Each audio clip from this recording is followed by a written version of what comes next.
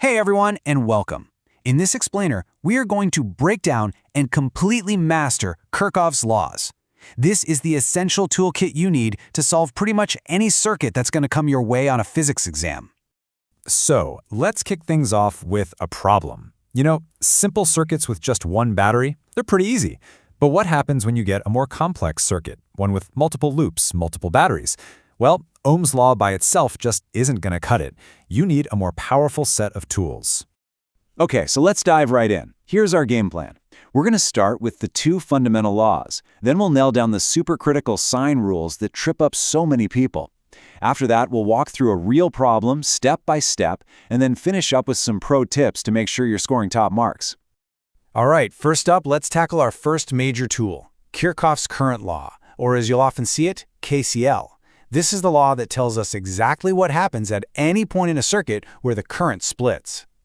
So, first things first, what exactly is a junction? It's not just any old corner in a circuit diagram. A junction is specifically a point where three or more wires come together, a spot where the current literally has to decide where to go next. Now, the rule here is actually super simple, but it's incredibly powerful. Just think of it like water pipes. If you have a bunch of pipes meeting at one point, the amount of water flowing in has to be exactly the same as the amount of water flowing out. It can't just disappear, right? Well, the exact same thing is true for electric current. And this is what that rule looks like as an equation. All the currents that are flowing into the junction, in this case I1, I4, and I6, are on one side. Their total sum has to perfectly balance the sum of all the currents flowing out of the junction, I5, I2, and I3. It's a perfect balancing act. So this isn't just some random rule somebody made up. It's a direct result of one of the most fundamental laws in all of physics, the law of conservation of charge. Charge can't be created or destroyed, which means it can't just get stuck or vanish at a junction. Whatever flows in has to flow out. Simple as that. All right, moving on to our second big tool, Kirchhoff's voltage law, or KVL for short. This law is all about managing energy, the gains and losses in voltage as you move around any closed path inside a circuit. Okay, so what do we mean by a closed loop? Well, it's pretty much what it sounds like. Imagine you could shrink down and take a walk along the wires of a circuit. If you can walk a path that brings you right back to where you started, congratulations, you've just walked a closed loop. And this right here, this is the absolute core of the loop law. As you go around a full loop, some things, like batteries, will give energy to the charge. That's a voltage gain. Other things, like resistors, will use up that energy. That's a voltage drop. The law says that by the time you get back to your starting point, all those gains and all those drops have to add up to exactly zero.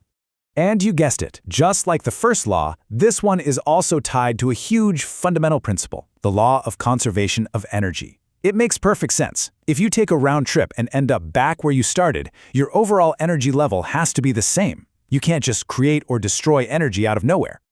Okay, look, the laws themselves, they're actually pretty straightforward. But this next part, this is the tricky bit. This is where most students make mistakes and lose points. Getting the signs right is everything. So we have to focus and make sure we get these rules down perfectly. So listen up, this is absolutely critical. Let's start with batteries. If your chosen path takes you across a battery from the short line to the long line, that's negative to positive, it's an energy gain, so the voltage is positive.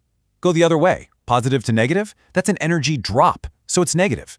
Now for resistors. If you travel through a resistor in the same direction as the current is flowing, it's using up energy, so that's a negative IR. But if you travel against the flow of current, it's a positive IR. You have to be consistent with these rules.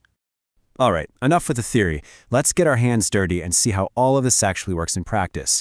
We're going to combine these laws and rules into a step-by-step method and crush a real exam-style problem. Think of this as your 5-step battle plan for any Kirchhoff's law problem. 1. Assign your currents at the junctions. 2. Pick your loops. 3. Choose a direction, clockwise or counterclockwise, to travel around each loop. 4. Apply the loop law using our sign rules. And 5. Solve the equations you get. Follow these steps in order every single time. Okay, let's put our plan into action. Let's analyze the top loop here, DAFED, and we'll travel around it clockwise.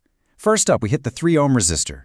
We're moving in the same direction as current I1, so our sign rule says that's a voltage drop, minus 3I1. Next, we cross the 12-volt battery from negative to positive. That's a gain, so we add 12. Finally, we cross the 4 ohm resistor, again in the direction of the current I, another drop, so that's minus 4I. We're back where we started, so it all equals 0.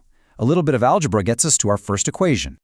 Okay, one equation down, one to go. Now let's look at the bigger outer loop, d, a, b, c, d. We'll go clockwise again. The first two parts are the same, minus 3i1 and plus 12. Now moving from B to C, we cross the 5-volt battery from positive to negative. That's a drop, so it's minus 5.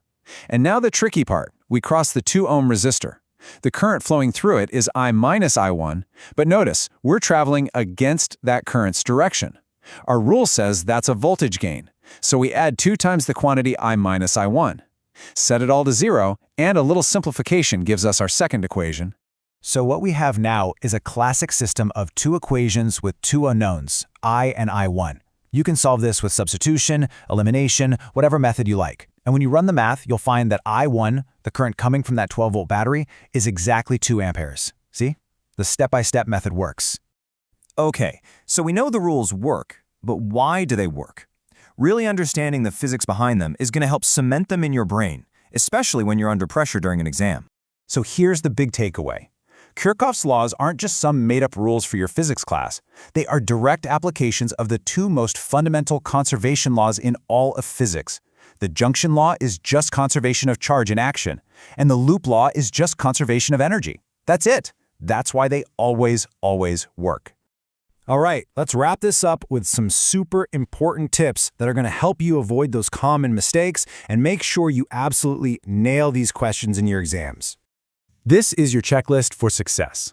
Do these things and you'll be golden. First, always draw the circuit and clearly label your currents and your loop directions. Second, be obsessive about your sign convention. Be consistent and double-check it. Third, show your work. Write down every step when you're solving the equations. And finally, if they give you a super complicated-looking circuit, do not panic. Just trust the 5-step plan and apply it systematically. It's designed for exactly that. And that's it. You literally have the complete toolkit now. You've got the laws, you've mastered the critical sign rules, and you have a step-by-step method that will solve any problem. You are now fully prepared to tackle any DC circuit they can throw at you.